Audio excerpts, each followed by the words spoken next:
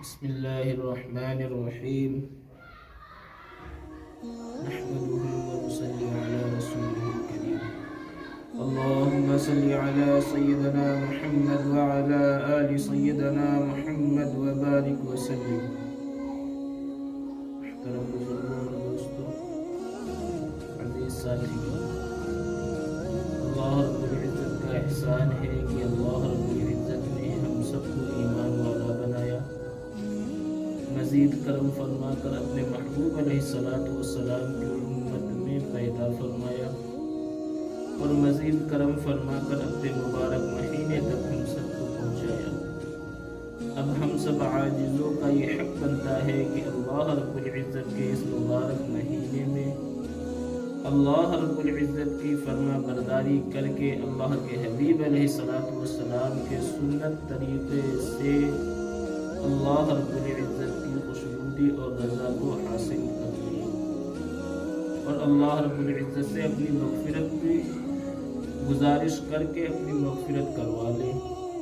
اللہ ہم سب عاجزوں کو اپنی بارگاہ میں قبول فرمائے اور ہم سب کی مغفرت کے فیصلے فرمائے، سارے عالم کے اندر تمام مسلمانوں کی مدد فرمائے۔ بات اس دن اللہ رب العزت کی رحمت کی بات چل رہی تھی۔ اللہ رب العزت کی رحمت نے ہم سب کو کس طرح سمیٹ رکھا ہے۔ چنانچہ سیدنا آدم علیہ نبی علیہ السلام سے جب غلطی ہوئی تو اللہ رب العزت نے ان کو جو جوڑے جنت کے عطا فرمائے تھے فوراً وہ سلب کر لیے گئے اور وہ برہنہ ہو گئے، یہاں تک کہ انہوں نے اپنے شکر کو پتوں سے چھپانا شروع فرما دیا۔ کیا ہم عاجز اس دنیا کے اندر رہ کر کے اللہ رب العزت کی نافرمانیاں نہیں کرتے ہیں؟ اللہ رب العزت تو فرما رہا ہے نحن اقرب من حبل الورید، اے میرے بندے میں تمہاری رگے جاں سے بھی زیادہ قریب ہوں۔ کیا ہم کو اس وقت خیال نہیں آتا ہے کہ جب ہم ناپ تول میں کمی فرماتے ہیں؟ کیا ہمیں اس وقت خیال نہیں آتا ہے جب ہم حقوق العباد میں کمی کرتے ہیں؟ کیا ہمیں اس وقت اس کا خیال نہیں آتا ہے کہ جب ہم جھوٹ بول رہے ہوتے ہیں؟ کیا فقط انسانوں کی وجہ سے ہم جھوٹ بولتے ہیں؟ کہ فقط ہم دوسروں کی رضا اور خوشنودی کی تلاش میں اللہ رب العزت کی ناراضگی کو حاصل کرنا چاہتے ہیں؟ اے عزیزو، یہی شیطان نے ہمارے دلوں کے اندر، ہمارے دماغوں کے اندر فطور بٹھا رکھا ہے کہ ہم کو کوئی نہیں دیکھتا، لیکن آپ کو وہ ذات دیکھتی ہے جس ذات کے سامنے ہم سب کو پیش ہونا ہے، ہم سب کو ایک دن حساب و کتاب کے لیے کھڑا ہونا ہے۔ اللہ رب العزت چاہتا تو ہماری کوئی بھی غلطی کو مد نظر رکھ کے اس کو سامنے رکھ کر کے ہم سب کی فوراً پکڑ فرما دیتا۔ مثال کے طور پر ہم جھوٹ بولتے ہیں، کیا ہمیں کبھی ننگا کیا گیا؟ بلکہ اللہ رب العزت کا یہ مزید احسان ہے کہ اللہ رب العزت ہماری غلطیوں کو لوگوں کے سامنے سے پوشیدہ فرما دیتا ہے۔ یہ کس کی دعاؤں کا صلہ ہے؟ اللہ کے حبیب علیہ السلام کی دعاؤں کا صلہ ہے کہ اللہ رب العزت نے ہم سب پر اپنا اتنا مزید کرم فرما رکھا ہے۔ پچھلی امتیں گزری ہیں، علماء سے واقعات سنیں کس طریقے سے اللہ رب العزت نے ان کی پکڑ فرمائی جب وہ غفلت میں پہنچے، جب وہ بغاوت میں پہنچے، کس طریقے سے اللہ رب العزت نے ان کو ہلاک و برباد کیا ہے۔ یہ ہمارے اوپر اللہ رب العزت کا مزید کرم اور اس کا احسان ہے کہ اللہ رب العزت نے ہم سب کو ابھی تک چھوٹ دے رکھی ہے۔ اس کے آگے چلتے ہیں۔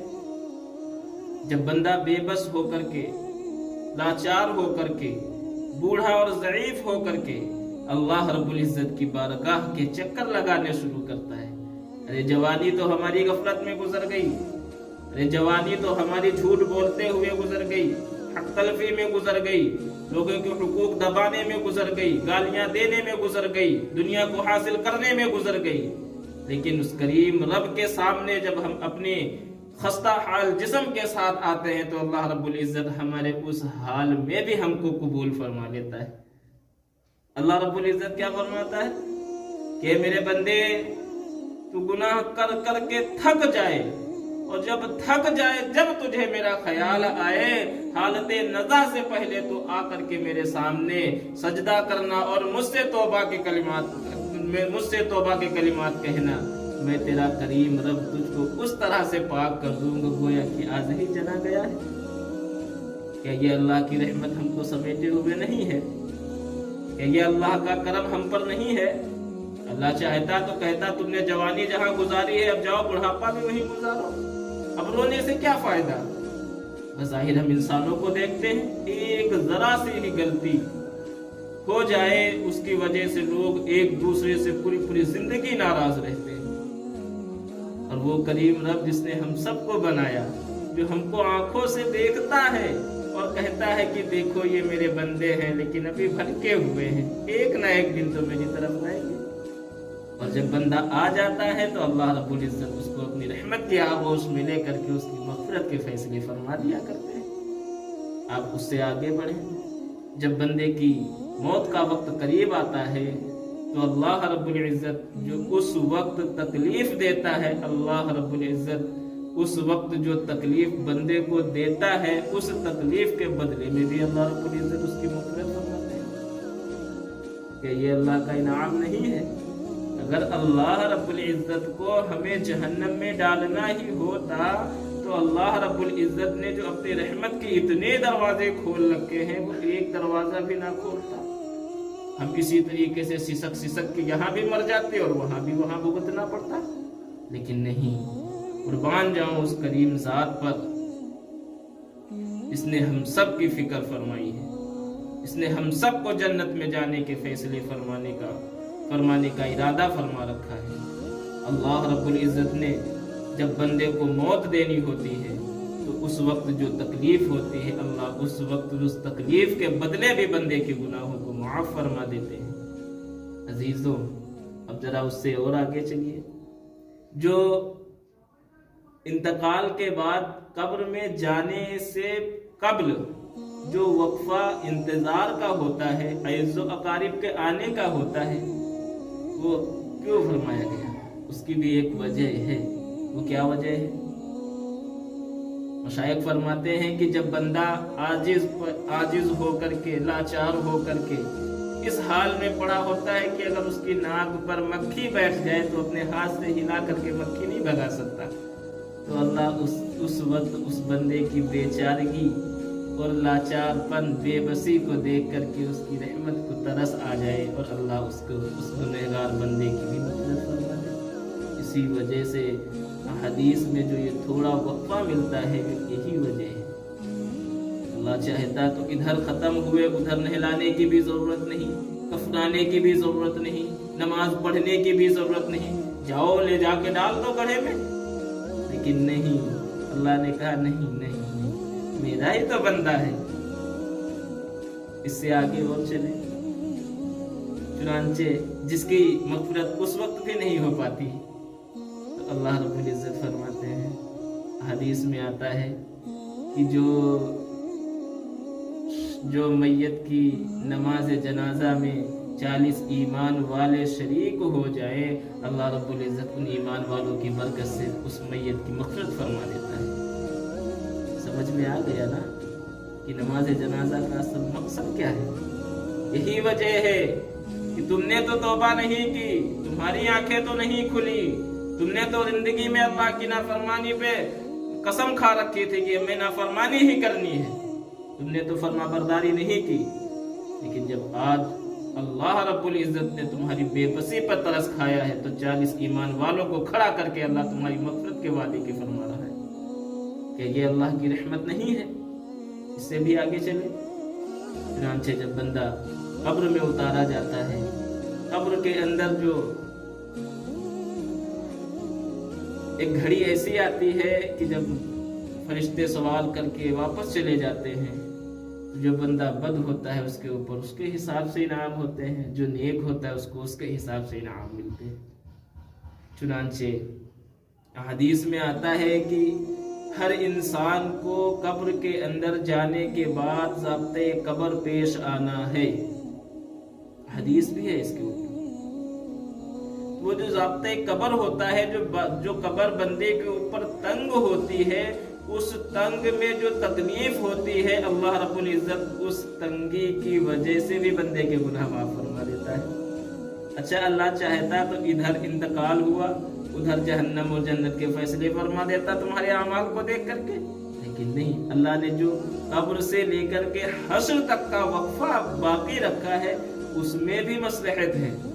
جب بندے کی ضابطۂ قبر سے بھی مغفرت نہیں ہو پاتی تو اللہ رب العزت اس کے آگے بڑھ کر بھی اور بھی نعمتیں بندے کو دیتا ہے، اور بھی موقع فراہم فرماتا ہے۔ وہ کیا ہے؟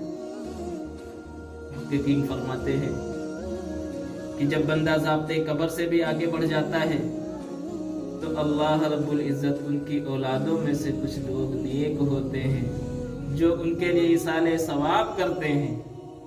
حدیث میں آتا ہے کہ ایک روایت ہے تو اس میں یہ آتا ہے کہ ایک شخص کا انتقال ہوا، چنانچہ اس کے ساتھی نے دیکھا، ہاں بھائی بتاؤ کیا گزری؟ تو فرمایا میرے اعمال تو درست نہیں تھے، میں بدعمالیوں میں مبتلا تھا، اس کی وجہ سے مجھ پر یہ عذاب ہو رہا ہے۔ کچھ دنوں کے بعد وہ بندہ پھر نظر آتا ہے خواب میں، پھر وہ دیکھتا ہے کہ ارے آپ تو عذاب میں تھے، آپ اتنے خوشحال کیوں ہوئے؟ تو اس بندے نے فرمایا کہ میرے بعد میرا ایک معصوم چھوٹا سا بیٹا تھا جو میرے پیچھے رہ گیا تھا۔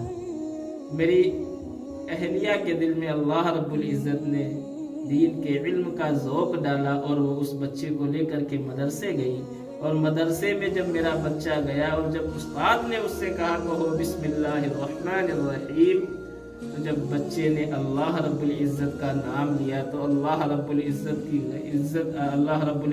کو رحم آیا کہ اس باپ کے بچے نے میرا نام لیا ہے پہلی مرتبہ، اور یہ میری رحمت کو زیب نہیں دیتا کہ میں اس کے باپ کو عذاب دوں۔ چنانچہ اس وجہ سے اللہ رب العزت نے اس عاجز کی مغفرت فرما دی۔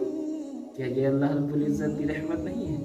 اگر ہمارے عزیز و اقارب میں سے نہیں کوئی نیک تو اللہ رب العزت ایسے لوگوں کو لگا دیتا ہے، یعنی دنیا کے اندر جتنے اللہ کے برگزیدہ اور مخلص اور متقی بندے لوگ ہیں، وہ لوگ جو دعائیں مانگتے ہیں یا اللہ تمام مرحومین کی مغفرت فرما، ان دعاؤں کا صلہ بھی تو ہم کو ملتا ہے۔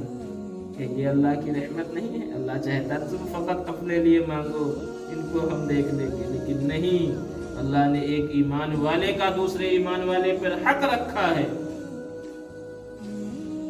اچھا، آپ اس سے آگے بھی بڑھیں، میدان محشر کے اندر اللہ رب العزت چاہتا تو پہلے جہنمیوں کو کہتا جاؤ تم لوگ جاؤ، ہم انعام والوں کو بعد میں انعام دیں گے، لیکن نہیں، پہلے اللہ رب العزت کیا فرمائے گا؟ جنتیوں سے کہے گا جاؤ تمہارے درجات کھل گئے، تمہارے دروازے کھل گئے، جاؤ اپنے اپنے دروازوں سے اپنے عیش کی جگہوں میں پہنچ جاؤ۔ تو جب بندے جنتی جا رہے ہوں گے تو جو گنہگار بندے جن کا جہنم میں فیصلہ ہو چکا ہے وہ کھڑے ہو کر کے دیکھ رہے ہوں گے، ارے امام صاحب کو آواز دی جائے گی، امام صاحب میں فلاں میں آپ کو کھانا لا کر کے دیا کرتا تھا، اچھا ہاں یاد آ گیا۔ چنانچہ جب وہ بندہ اس امام صاحب سے درخواست کرے گا کہ آپ اللہ سے میری سفارش کریں، آپ کے لیے تو جنت کا فیصلہ ہو گیا، ہو سکتا ہے آپ کی سفارش ہمارے حق میں قبول ہو جائے۔ چنانچہ وہ جو جنتی بندے ہوں گے جہنمی بندوں کے لیے سفارش کریں گے، اللہ ان کی سفارشوں میں بھی ان جہنمی بندیوں کو جنت میں داخلہ عطا فرمائے گا۔ کہ یہ اللہ کی رحمت نہیں ہے؟ یہ بھی تو اللہ کی رحمت ہے۔ اب اس سے آگے بڑھتے چلے جائیں، ان قریب جب تمام انبیاء بھی شفاعت کر چکے ہوں گے، ہمارے آقا مدنی محمد رسول اللہ صلی اللہ علیہ وسلم بھی شفاعت کر چکے ہوں گے، اس کے بعد اللہ رب العزت اپنی رحمت کا اظہار فرمائے گا، اور پھر 2-3 اللہ حدیث میں آتا ہے کہ 3 قطار ایسے بھر کے اللہ جہنم سے جنت میں ایسے داخل کرے گا، یوں کیا ہوتا ہے اس سے؟ کیا یہ اللہ رب العزت کی رحمت نہیں ہے؟ عزیزو دوستو، اللہ نے تو ہمارا خیال رکھا ہے، ہم نے اس کا خیال نہیں رکھا۔